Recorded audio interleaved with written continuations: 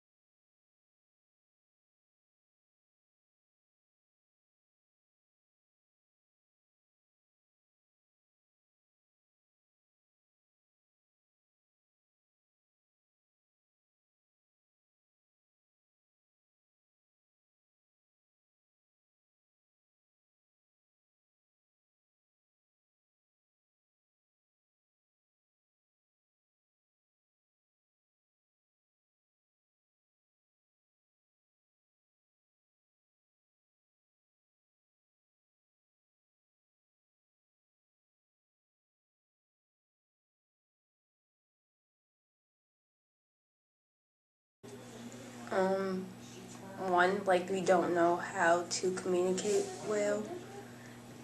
Two, it's like how we do it, like, not necessarily what we say, but like our voice and stuff. And then like three is people have a lot of like different personalities, so it coming like all together just not good sometimes, because some people have like too strong personalities, and not that that's not good, but not good in that situation or whatever. Basically looked at differently. Like, if they're dressed a different way, they like talked about but behind their backs, not really loud. Or if somebody just like brings up an issue, everybody wants to fight.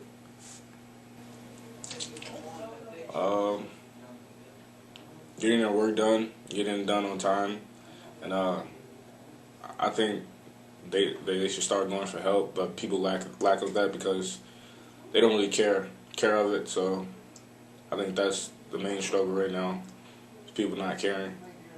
How about social issues? Being around the wrong people. Okay. Yeah. I think it would be like, because I've seen some students be lonely. I see how like they don't connect to many others because it's a bigger place and they're probably like worried they'll get bullied or get teased or something. I also think like they stress out about homework, like especially for like if you're an AP, you stress out about time management, and if you're gonna do this, if you're gonna do that, if you're gonna be able to pass the AP exam, it's a lot of pressure. Like, that's mostly everything. What about socially? Socially, I don't think much, besides the fact that they feel like maybe they'll get bullied or maybe they'll get teased because they're different or because they do something different. Social cliques, failing classes, or trying to figure out what to do for your classes and time management. Socially, probably, because lots of kids, don't like to interact, or they just feel uncomfortable, I guess, in classes, because if you don't have like your friends in there and you don't know anyone in there, because I've been through that, I don't usually talk unless we're like in groups or something like that. Academically, almost the same thing, because I kind of struggled last year with geometry. I felt second semester. It was pretty hard, but I went summer school and got my credit back and everything. I think the top three issues are people are not very they're kind of shy, so they don't get the help they need. Mm-hmm. And there's some kids probably feel like outcasts, so they try to fit in, and also like academically they probably have like struggles with like classes and they just don't know, and then they just get stressed and stuff.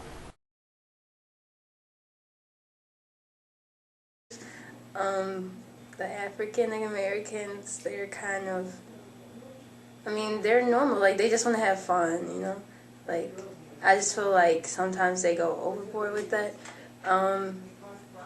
Everybody else, like They're good. I mean, everybody. I don't think any of our school is bad. Like, I think everybody is normal. Like, people. I notice like some people are like quieter and to themselves. I just feel like African Americans have more of a bold personality. Like, they don't care. And some people from the school kind of like growing up like that too. So it's not their fault. Well, I mean, they're. I want to say split up because everybody has that one friend that just goes around and like talks to everybody. But once they're like with their group, they're crazy. Some people are quiet. But other than that, it's just like there's some that will go talk to different like people. It could be like quiet ones, you'll talk to them, or like loud, obnoxious ones. Well, you have the. I mean, you don't really see like a lot of people, different cultures talking to each other as much, but here you have the African Americans. They're a little wild. I'm not gonna lie about that, and pretty much everybody sticks to themselves, but everybody has like their own type of swag in their group or whatever. So, I mean, it's various of ways that you can describe that.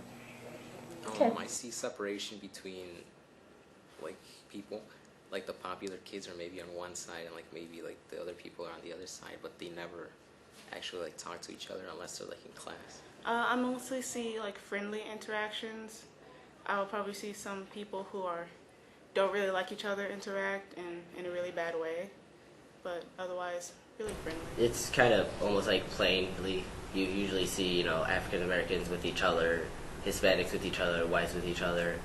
But unless you're like in a sport, most people are, you see every type of diverse ethnic group and with, being friends with each other. But out of sports and everything, usually you don't see that. I do see social groups interacting, but there are like groups where it's just like based on like not nationality, but it's like you see like those white kids together and you see all the Arabs together, and then like you see like football players together. But I mean, I don't really see like any like bullying here, not that much, but. So you think people stick to either their social group as far as like what activities they're involved in, or their cultural group? Yeah, I don't think it's like more of a I don't like that kind of person, I'm not gonna hang out with them. I think it's more of like it's like you relate to each other more, so it's like you have more common interests. No, not at all. And I can say that because I've been treated unfairly, so. Can you expand on that? Yeah, like, I'll be in class, like, do I just say an example? Okay, so I was in class one time, and, like, somebody was on the tablet, and I was on my tablet, and it was 2 different days, but she tells me to go put my tablet away because I wasn't writing my stuff on the board. And then the next day or whatever, the girl does it, but the teacher goes and say, oh, like, look at this is cool, I didn't know that the tablet does this, like, what? Oh. Why not? Not really, because I feel like there's some that get more than others, and then some people get depressed about that or like mad. Yes, they are. Everyone has equal opportunity here. There should be no bullying or a different race, getting treated worse than the other. And I mean, everything is equal here, I should say, from what I see. Just the teachers, they give everybody the same treatment, every student. No student is better than the other. Everyone is equal. For the most part, I think, yeah. I mean, because, like, there is other kids that seem to be bad, like, in school and doing really bad. Maybe it's just they don't understand and they seem like they're just a bad kid, but I don't think so. I think it's just that they need to learn how to handle, like, class situations and how to learn. I don't think so. I think it's really concentrated on who you are and what kind of clubs and how open you are to school, like how known you are for what you do. From what I've experienced, usually they are usually fair. There might be some cases because, like African Americans, I guess, it's kind of just like an obvious one, like where people usually like see it on TV or like someone get killed. Usually it's like an African American, neighborhood or something. So like most people not having like being mature about it or anything that they're just kind of like, oh, he's black or whatever, and they usually stay away because they're not, I guess, trustworthy, just usually on appearance too and the way someone acts. But you never know until you meet them and actually talk to them. Are students treated fairly? Mm-hmm. I've never saw anyone like get favorites from teachers, but I think they are treated fairly from the teachers. Okay. So far, yeah. They ask questions. That's one thing. I feel like some teachers or staff, whatever you want to call them, some of them actually want to see you succeed. Some doesn't care, and I understand like if you don't care because maybe that student isn't putting all their work. But if you see they are like have some like sympathy, it's not like they're not doing anything. There's teachers that like will talk to their students friendly or like joke around, and I guess students like could relate to that or like show their inner self. So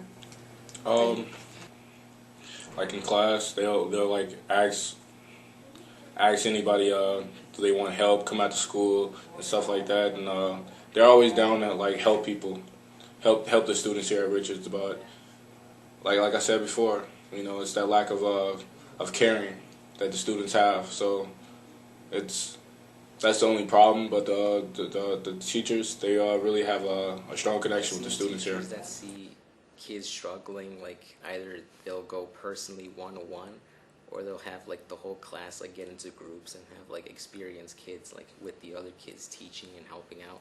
It's like kind of like peer mediation kind of. Mostly honesty, like staff will be more honest about their intentions and how they feel towards the students, and like a teacher could say, I don't like what you're doing or anything like that, and the student will get it, might not take it really well, but Most teachers usually, I would say they do, they one-on-one, or they'll give you advice, and like they'll say, come either before or after school. They give you all these chances to become better in your classes and everything.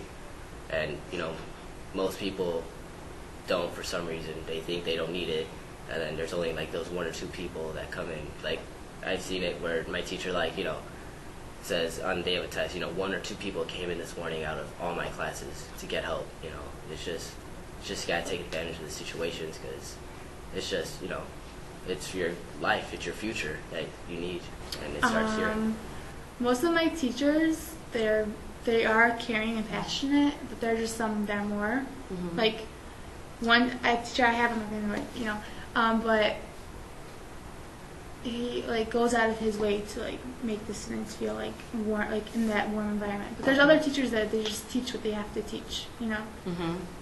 But none of them are like distant. Okay.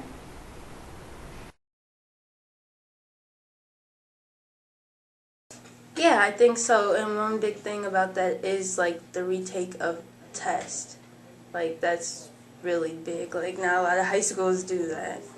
So yes. Yes. I think it is because the teachers always talk about college and this is your options and in life, and it's like even for like the low kids like that don't really learn, they actually like the teachers try to like encourage you to learn to get to college and get a good job, so that when you're older you can like settle. it's promoted, but not to those who could easily get it.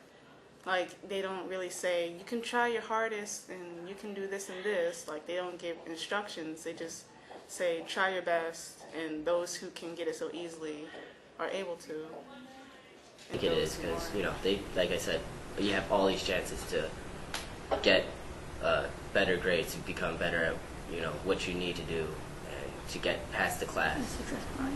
Yes, it's a lot, because I heard my friends like go to different schools, Mm-hmm. and they say they don't really have like counselors that help, like go out of their way to help us and stuff. And there's a lot of opportunities like track and tennis and volleyball.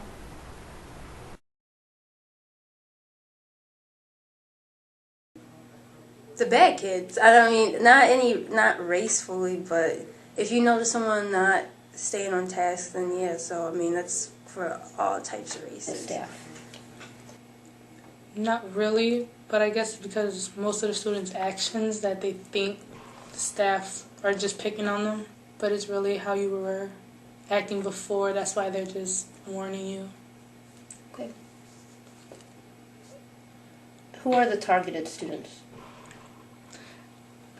I would say the more like known ones, like the people, like the ones that are known more and then are loud and think that they could do whatever they want. They get targeted because of how they act. Yeah.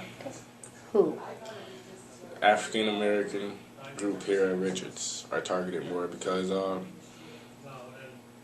more of them here, they seem to do the bad stuff. You know, they seem to be you know, not going to class on time. They get in the most trouble, ignorant. But you know, that's all. Like I said, lack of caring. So it's just all about how they carry themselves, and they're not carrying themselves the right way, I should say. I don't think certain groups, I think maybe people that make a lot of noise in the hallway, maybe they'll cause attention from like the security or something. Yeah, by their looks. Like if like certain staff will see a student in the hallway, and based off how they're dressed or what they're doing, they can call them out. But that's all they're looking for. From what I've seen, I haven't seen teachers particularly target someone unless, you know, they already know, like after a couple weeks or a couple days, they already kind of get an idea of who is going to be, like, you know, the obnoxious student, the class clown and stuff like that. And they can already, like, separate kids within the first couple of days. No, I don't think so.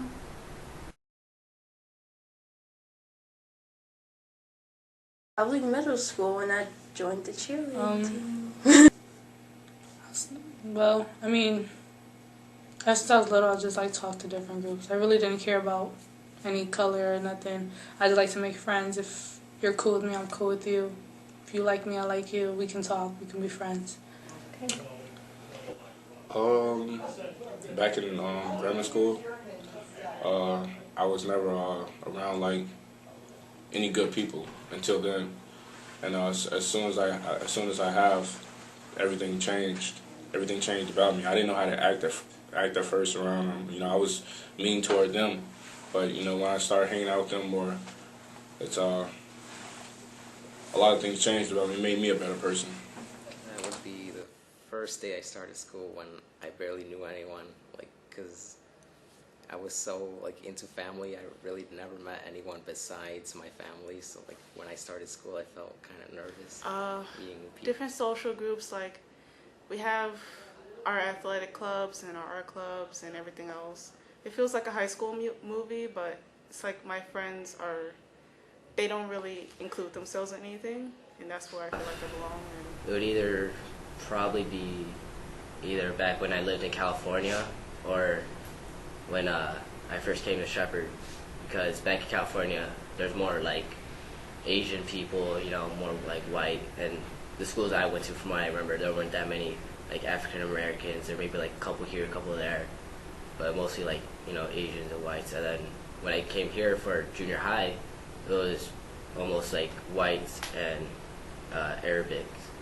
And then once I came to, you know, Shepherd, it kind of just came all together. Well, my middle school was very diverse. Mm-hmm. So it's something that it's something I'm used to. Mm-hmm. I've always been to like diverse schools, so I never see like just one nationality. Okay. Yeah, I think everybody has at a certain point in their life. Can you give an example? Or Like, explain? I just feel like, and it actually happens a lot in school, like, and people do it, some kids do it jokingly, but, I mean, I don't know, I just feel like some people, like, is this weave in your hair? It's just, like, certain stuff that people do, and I'm like, no, like, just because you see most of these people do it, like, not me, but, yeah, stuff like that. It doesn't bother me, though. Yes. Please explain. Basically how, like, I don't know, like, how I act, people think I act like a certain other people. Like, I can act funny, and then they'll think, oh, why are you acting like them? This is not you, but it is me. Or basically how I, like, I don't know, my background from heritage. Okay. Is there anything else you'd like to add? Basically, when people look at me, they'll think like I'm from a poor background, but really I'm from a hard-working background. Like, I work for what I get, and if I don't work, I don't get it. So people think that I'm just poor because I can't get all this, but I don't show, like, oh, I have this, I have that. But some people just, I don't know, just want to pick on the little things, but don't see what I really do. So I tend to react at one point, but I try to hold it down. I think I've always been stereotyped, and I still am, because when people see me, like, in the hallways, they think maybe I'm, like, that I need a lot of help, which is, like, it's not true. Like, I'm very independent. Like, I do my own things. I do my homework by myself. Like, the only time I actually need my parents is, like, to go somewhere, anything like that. Not to my knowledge. I haven't really heard any stereotypes about me. I actually have, because sometimes teachers too, because when you usually see a Hispanic kid, you kind of just instantly think, oh, you know, they speak Spanish already because their parents and everything. But for me, in my case, my mom, she came from Costa Rica, and she was just already speaking Spanish over there, and when she came here, she had to learn English. And then when she met my dad and everything, in the beginning, she tried to teach me. She would, like, teach me here and there when I was a baby and everything, but she had to learn English, so that kind of got in the way, and then she kind of just, like, stopped there. And so, like, this year, my Spanish teacher, when she would, like, was reading out names, and she said my name, she's like, Christian De Leon, and she kind of just looked at me, and then she started speaking Spanish to me, asking if I was, and I kind of, like, understand, because my family, they speak Spanish, and my mom asked my mom, what does this mean and stuff, so I kind of get what she's saying, but I don't, personally speak Spanish or anyone. Yes, I've been stereotyped. How? It's just like, it's like comments that people say. Some don't know they say it like in an offending way, and some do. So it's just like that kind of thing that we take it like personally. So what kind of comments have you heard? Like terrorist kind of comments. It's not mostly like what they say. It's also the way they act around us. It's like the way they look at us, or the way they just like. So the lack of interacting with you. Yeah. I don't see that like a lot here. Mm-hmm.